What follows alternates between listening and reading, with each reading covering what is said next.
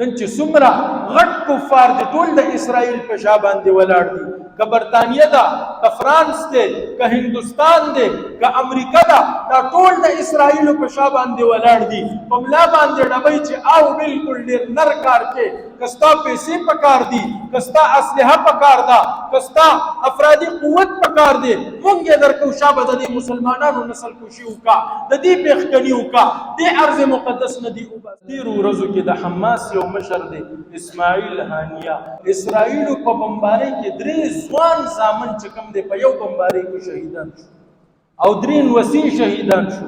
نن مې د هغه یو انټرویو کتله، جزیرې له انټرویو ورکړې ده، وایي دا وړه خبره ده، دې نه مخکې زما د خاندان 80 کسان هغه شهیدان شي. نو تاسو یقین وکئ همدغه جذبه، همدغه جوش، همدغه خروش او همدغه ایمانی جذبه نن د فلسطین مسلمانانو کې مونږ وینو، د هغوی په میندو کې وینو، د هغوی په ځوانانو کې وینو، د هغوی په مشرانو کې وینو. تر نن دمه پورې 35,000 مسلمانان شهیدان شوي، نیمو نه زیات دي کې ښځې او ماشومان دي، 70,000 کسان زخمیان دي. د حضرت عمر فاروق رضی الله تعالی عنه زمانه کې د هغوی په دور خلافت کې چې کله اسلام په خورېدو باندې شو، رومیانو سره جهاد شروع شو، عیسایانو سره جهاد شروع شو، وقتاً فوقتاً اسلامی سلطنت هغه رقبه وسیع کېدله.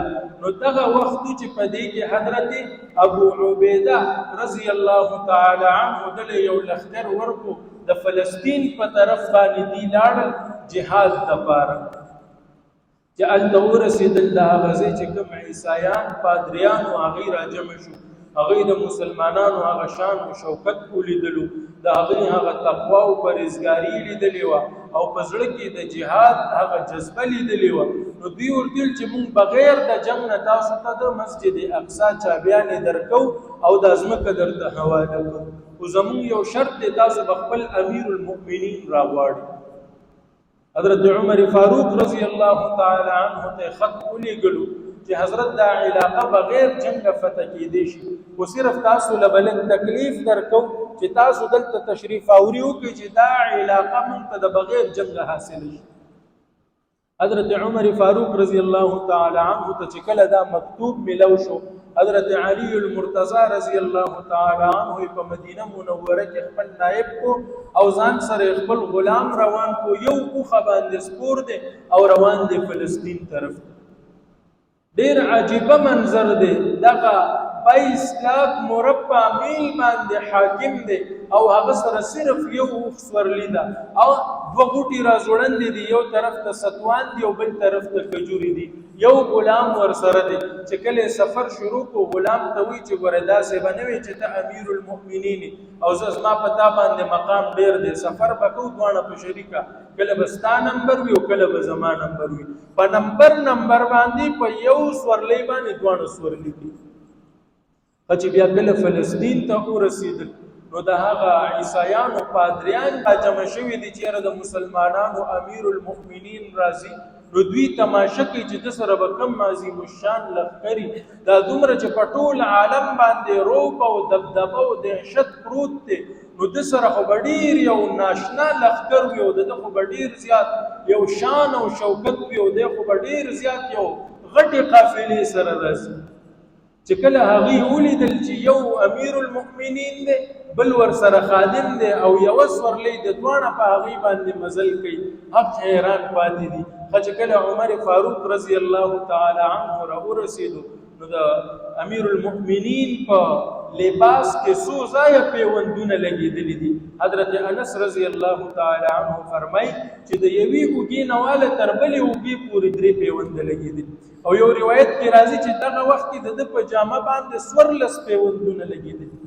حضرت ابو عبیده رضی الله تعالی عنه ورته وی چې امیر المؤمنین ما سره ښه لباس شته دی، زه غواړم چې ته هغه واغوندې او په هغوی کې چې کوم دی لاړ شي د عیسایانو پادریانو سره مخامخ شي او د کجوري د پتونې چې کوم دی چپړې جوړې کړي هغې پښتو باندې دي.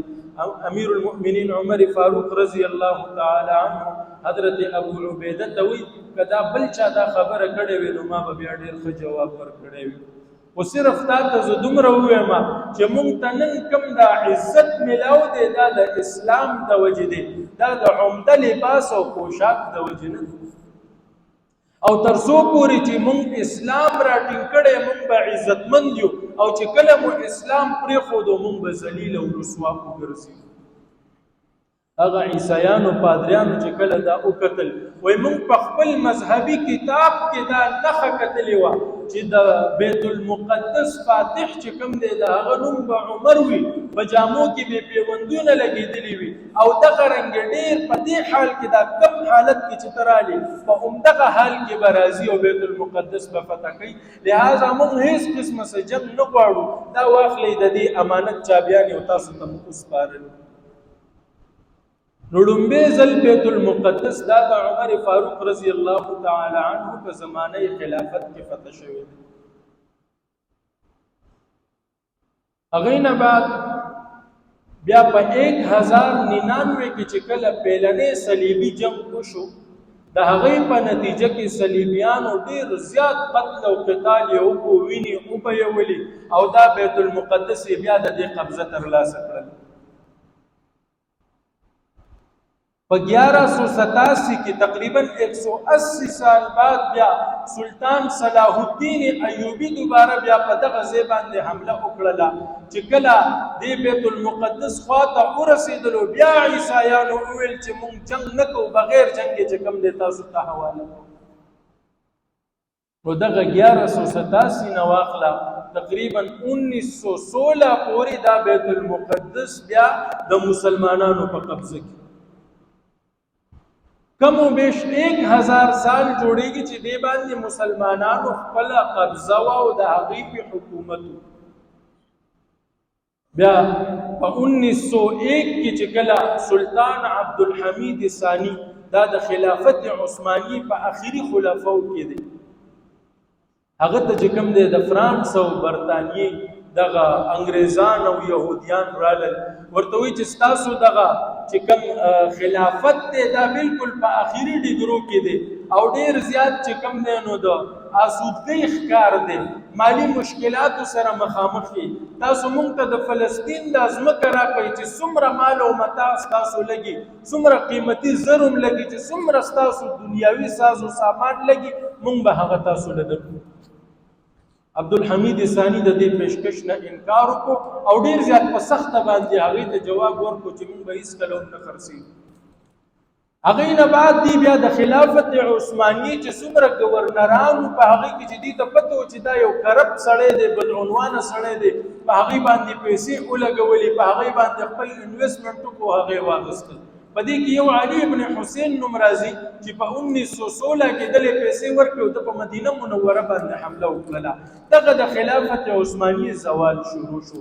1917 کې بیا برطانیا، فرانس او دغه د دې همنوا چې کوم خلک د دې را جمع شو او دوی وویلې چې موږ به دا بیت المقدس او د فلسطین دا ځمکه دا به یهودیانو له ورکوو، دلته به یهودیان آبادو. د هغې خلاف مزاحمت وشو، خو بیا هم په 1948 کې باقاعده هغه یهود چې کوم هلته آباد شوي وو هغوی د خپل آزاد او خودمختار ریاست اعلان وکړو.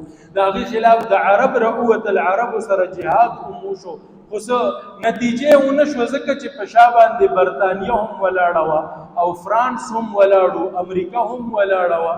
بیا په 1966 کې بیا یو غټ جنگ شوی دی چې هغې کې هم دي چونکې دې سره مادي وسایل کم دي او د هغه طرف نه سپورټ ډېر دی، نو دي چې څومره مسلمانان دي 70% مسلم آبادي د مسلمانانو آبادي ده، هغې سې دغلته نه وویستل، سې شهیدان کړل، په چا باندې ظلم او ستم شروع کو او هغه کم چې دي 30% یا 30% نه هم کمه آبادي وه هغه خپله آبادي هلته کې زیاته کړه او په دې باندې قبضه او تسلط جوړ.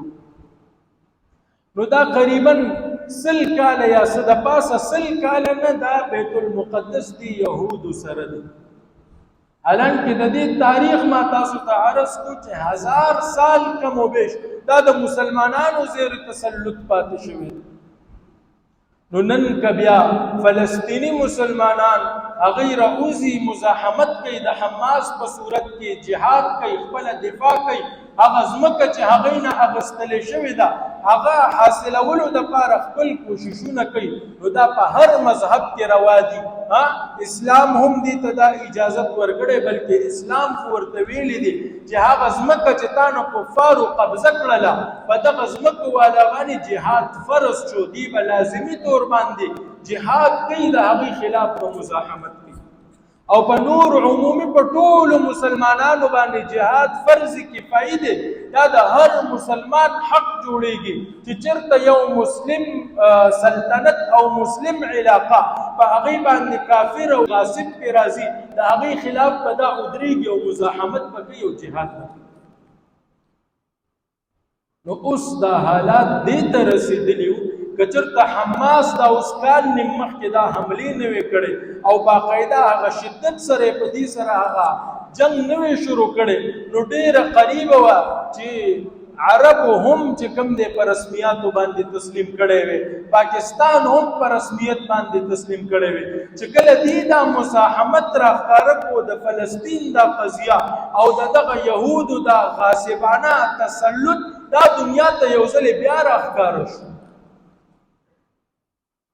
او زما عزتمندو هغه مثالونه قایم کړل، کم مثالونه چې مونږ او تاسو ته صحابه کرامو پرېښي، داسې عجیبه کارګزاریان او واقعات راځي چې سړی هغه واوري وایي بعینه همدغه مثال ماته د صحابه کرامو په ژوند کې هم میلاویږي. دا کومه جذبه باندې چې دوی لګیا دي جهاد کوي، همدغه جذبه د صحابه کرامو په ژوندانه کې هم موږ لیدلې ده، کتابونو را نقل کړې ده، موږ د علما کرامو نه اورېدلې ده. دا تیرو ورځو کې د حماس یو مشر دی اسماعیل هانیه، اسرائیلو په بمبارۍ کې 3 ځوان زامن چې کوم دی په یو بمبارۍ کې شهیدان شو او 3 وسیع شهیدان شو. نن مې د هغه یو انټرویو کتله، جزیرې له انټرویو ورکړې ده، وایي دا وړه خبره ده، دې نه مخکې زما د خاندان 80 کسان هغه شهیدان شوي، زما وریرونه، زما خورینه، زما وسیع، زما د خاندان یعنی زما د کور افراد 80 کسان په دې جهاد کې شهیدان شوي. او چې حوصلې ته وګورئ د غره غوندې حوصله همغسې په خپل موقف باندې مضبوط ولاړ، دا پیغام ورکوي چې موږ به هېڅکله هم د چا ظالمانه تسلط قبول نه کړو، نه به د مال او دولت نه چې کوم دی په هغې په اثر کې راشو، نه به د چا قوت او طاقت زیر اثر راشو، بلکې نه دا زموږ ځمکه موږ ته الله راکړې ده، موږ به د دې د حصول هغه جنګ کوو. ظاهري طور باندې سړی وګوري چې یاره دې وخت کې دې مشکلاتو سره مخامخ دي، وی به مشکلات به هم وي، دا مشکلات به تیر شي، د دې نه بعد به بیا هغه حالات راشي چې الله رب العزت به دې ته د بېسر و سامانۍ په دې حالت کې فتح ورکړي. او ګورې دا داسې خبرې نه دي چې یو سړی وایي زه ته کتابي خبرې کومه، دا چې څومره زموږ ملګري ناست دي ژوندی مثال نږدې په افغانستان کې لیدل، 50 ملکونه کفري قوتونه راځي چې زه به په افغانستان باندې خپل تسلط جوړوم، دلته به قبضه کوم او هر قسمه جدید اسلحې او هتیار سره برابر تمام وسایل ورته مهیا، د دنیا بهترین فوجونه، د دنیا بهترین اسلحه، د هغې باوجود هم دې دلته ماتې خوري. ولې دا د الله رب العزت هغه نصرت دی. ما تاسو ته ویلي چې دا هغه واقعات دي چې د دې مثالونه د صحابه کرامو په ژوندانه کې موجود دي. حضرت خنسا رضی الله تعالی عنها صحابیه ده، جنگ قادسیه د حضرت عمر رضی الله تعالی عنه په دور خلافت کې شوی دی.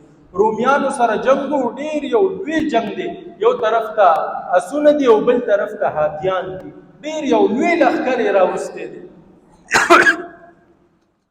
عمر فاروق رضی الله تعالی عنہ اعلان وکړو ځوانان د میدان جهاد ته ځان تیار کړي، میدان جهاد ته راوځي. حضرت خنسا رضی الله تعالی عنہ چې کله دا اعلان واورېدو، 4 زامن دي 4 واڼې راوغوښتل او هغې ته یو خطبه ورکوي، یو خطاب ورته کوي، وایي ای زما بچو، تاسو حلالیان یې حرامیان نه یې، تا پلار او ستا ماماګان هغه ما هېڅکله هم نه دي رسوا کړي، او نن چې کله د جهاد موقع راغله نو زه تاسو ته دا حکم کوم چې ګوره په شا باندې مو تیر ونه لګي، زخم مو په شا باندې ونه لګي. که تیر خورئ په دې سینه به خورئ چې ستاسو د زخم هغه وینې دي ستاسو د خپو په ګوتو پرېوځي. دا نه چې زه راشم او بیا ستا زخمونه ګورم په شا زخمي شوي او ستا د زخم په وینه باندې ستا پوندې ګندوي. نه، چې زخم خورئ په خپله سینه باندې به او بیا یې جهاد ته ولېږل. هغه 4 واړه زامن شهیدان شو. عمر فاروق رضی الله تعالی عنه یو قاصد ته وویلي لاړ شه حضرت خنسا ته دا خبر هم ورکا او تسلی هم ورته ورکا. هغه قاصد چې کله راله نو دروازه یې وټکوله. حضرت خنسا رضی الله تعالی عنها تپوس کوي په دروازه باندې څوک دي؟ قاصد وایي زه د عمر فاروق رضی الله تعالی عنه قاصد ما. وی وایه څه پیغام دی راوړی؟ وی د غم خبر مې راوړی دی خو تسلی ساته، الله رب العزت په دربار کې ستا دپاره ډېره لوی مقام او مرتبه ده. وی څه خبر دی؟ وی 4 واړه زامن دي شهیدان شو. دروازې کولاو کړه، هغه میلمه په مهمانخانه کې کېنولو، د پیو کپ یې وله راوړو چې دا واله پی وڅکه. دا د غم خبر نه دی بلکې دا خو تا ماته خوشخبري سونه وکړه. او بیا مسلح وړي په هغې باندې 2 رکعاته شکرانه مونځ کوي چې الله تعالی دا سعادت راکړو چې زه نن د شهیدانو مور وګرځېدم. نو وایي نن د فلسطین په مسلمانانو باندې دا حالت دی که نه؟ او دغه جذبه یې ده و که نه؟ حضرت ابو دجانه رضی الله تعالی عنه یو جنگ دی، هغه هم د رومیانو سره یو غزا ده روانه ده. هغه رومیان په یو قلا کې بند شو او د بره نه د قلا د دروازې نه تیرانداز لګیا دي تیرونه راوړي. مسلمانان چونکې هغوی محاصره کړې ده حالاتو سره چې مخامخ شو، حضرت ابو دجانه رضی الله تعالی عنه د خپلو ملګرو ته وایي دا څادر یې راغونډې کړئ، یو بل پورې وتړئ، یو ټال دې جوړ کړئ او ما دې څادر کې واچوئ او ما وزنګوئ او دې قلا ته مې ور وغورځوئ. هغه ملګرو همداسې وکړل. دی د قلا چت ته چې وغورځېدلو هلته نه بیا ښکته ټوپ و دروازې طرف ته، د خپې د هډوکې مات شو. په ماته خپه باندې منډه وهي چې زه دا دروازه کولاو کړم، زموږ دا ملګري به راننوځي نو قلا به فتح شي. همدغه حالت کې کفار او دغه رومیان لګیا دي، وارونه پې کوي، زخمي دي، دغه په وجود کې یو داسې سلامت ځای نشته. خو بیا یې هم دروازې ته ځان ورسو، دروازې کولاو کړل او مسلمانان را دننه شو. د دې د قربانۍ په بدولت الله رب العزت دغه فتح ورکړه. حضرت صفیه رضی الله تعالی عنها د پیغمبر علیه السلام ترور ده، 58 کاله عمر دی. جنگ خندق چې کله کېدلو پیغمبر علیه السلام ورته ویلي چې ته به د زنانو خیمو طرف ته ایساره شو، دلته د دې حفاظت وکړي. او د خیمې یو باڼه ستی ورسره. دغه یهودو چې کله ولیدل چې دلته کې خو زنانه دي، موږ به د دې بېعزتي وکړو ځکه چې سړي خو ټول میدان جنګ کې دي. هغه یو یهودي ورننوتو په خیمه باندې، دې په موقع باندې همغه باڼس باندې چې کوم دی په دې سر ووالو، بیا په توره باندې دې سر قلم کو او هغه سر یې بهر د خیمو نه ګزار کو.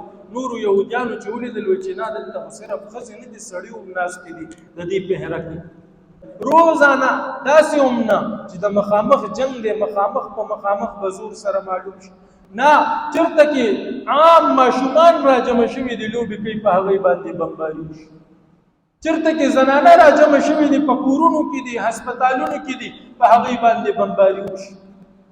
نو هغه د انساني حقوقو علمبردار چې په معمولي خبره باندې د خپلو مفادو دپاره یو د علاقې یو معمولي واقعه راوچته کړي، وایي دلته کې د انساني حقوقو خلاف ورزي کړي. ته په کومه خوله باندې ماته د انساني حقوقو خبره کې؟ آیا ستاسو مخې ته د فلسطین حالات نشته؟ تاسو د غزې په بمباري تاسو ته نه ښکاري؟ دغلته کې چې دا کم مسلمانان او دا کم ماشومان اسلام سیټ تکا انسانیت ته وګوره، دا کم ماشومان چې شهیدان کېږي، آیا دغلته تاسو ته انساني حقوق نه ښکاري؟ نو چرته چې د دې خپل مفاد دي، چرته چې د دې ذات پورې تعلق لري خبره، هلته کې بیا دې ته انساني حقوق هم ښکاري، هلته کې بیا انساني حقوقو NGOs هم سرګرم دي، هلته کې بیا دا کفري طاقتونه ودرېږي هم د هغې خلاف. نن چې څومره غټ کفار دي ټول د اسرائیل په شا باندې ولاړ دي، که برطانیه ده، که فرانس دی، که هندوستان دی، که امریکا ده، دا ټول د اسرائیلو په شا باندې ولاړ دي. په ملا باندې ډبوي چې او بالکل ډېر نر کار کې، که ستا پیسې پکار دي، که ستا اسلحه پکار ده، که ستا افرادي قوت پکار دی، مونږ یې درکو. شابه د دې مسلمانانو نسل کشي وکړه، د دې پېښکني وکړه، دې ارض مقدس نه دي وباسي. او بل طرف ته زمون 50 اسلامي ممالک بالکل داسې صم بکم الناس دي چې دې ته اړو سخکاری نه یې څه لیدلي دي او نه یې څه اورېدلي دي. 57 اسلامي ممالک د اسرائیل ټول فوج تعداد 1,70,000 دی. څومره؟ 1,70,000. خوا کې ورسره مصر دی، هغه 4.5 لکه فوج لري، ورسره ترکی ده 3.5 لکه فوج لري، پاکستان خپل 10 لکه فوج لري. زه درته سویم دومره کم از کم دمکې خو ورکه کنه چې بای دا د انسانیت نسل کشي ودروه کني مونږ به تپوس. افسوس د دې خبرې دی چې دغه خلک زما د دې قام بچي چې پرون دې د 65 په جنگ کې ځان پورې بمونه تړلي دي او دغه د هندوانو ټینکونو د لاندې ملاستې دي. یو سړی چې کوم د خپل ځان یو مجاهد د خپل ځان قرباني ورکړې ده، هغه نور خلک نو، همدغه فوجیانو، همدغه زمون آرمي وه، همدغه عسکري قوتو چې هلته جذبه د جهاد وه، دی برپور کاروایی کړې ده. نو په کار د هغه د جهاد جذبه اوس هم ته په دې خپل فوج کې را بیداره. او که چېرته دا هم نشي کولی، مالی مدد هم نشي کولی، افرادي مدد هم نشي کولی، اسلحې او وسایلو مدد هم نشي کولی، کم از کم دومره خو وکړه هغه مسلمان چې د هغه زړه سوځي، هغه زړه نن زخمي دی، هغه غواړي چې ما ته لار میلاو شي، ما ته داسې یوه لار راکړلی شي زه لاړ شم نن د خپل فلسطین مسلمان سره شانه بچانه ودرېږم. هغه سره چې کومه دا ناروا روا ده، دا کوم ناجایز سلوک چې ورسره روان دی، په دغه وخت کې زه دې سره ودرېږم او د دې ملاتړ وګرځم، کم از کم د دې دپاره لار برابر. نو نن الله رب العزت دې زمونږ دا مسلم ملکونه او دا طاقتونه یو کړي چې دې ودرېږي دې ظلم خلاف، د دې ظلم خلاف دې اواز اوچت کړي او باقاعده اعلان وکړي چې څنګه برطانیه، فرانس، امریکا، هندوستان دا د اسرائیل په شا باندې ولاړ دي، دغسې ترکی، عربستان، پاکستان، افغانستان، اسلامي څومره ملکونه دي دا د فلسطین په شا باندې ولاړ. هغه خلکو خو چې څومره د وسه د هغه خپل مزاحمت هم کوي، هغه خپل شهدا هم ورکوي، هغه خپله قرباني هم ورکوي. ازمایش زما او ستا دپاره دی، هغوی دپاره خو سعادت دی. هغوی په دې سختو حالاتو کې خپل عبادت نه دی پرېښي، خپل معمولات یې نه دی پرېښي، روژې همغه رنګې نیولي، تراویح همغه رنګې کړي دي، اختر یې همغسې لمانځلی دی. زما او ستا دپاره ازمایش دی. نو کم از کم که نور څه هېڅ زمونږ په وسه نه ده پوره، کم از کم هغه مجاهدین چې لګیا دي هغوی دپاره دعا وکړو، الله ته سوال وکړو چې الله څنګه دی د بدر په میدان کې د هغه صحابه کرامو مدد وکړو. دغه خلکو هم همغه جذبه ده، د دې خلکو هم همغه ذوق او شوق دی، اله العالمین دې ته هم خپل مدد او نصرت وکړي. الله رب العزت دی زمون مسلم ملکونو له او د دې سربراهانو حکومتونو له توفیق ورکړي چې دغه دې مسلې ته سنجیده وګوري او دا کوم د انسانیت نسل کشي چې روانه ده د دې خلاف ودرېږي او برپور مزاحمت وکړي.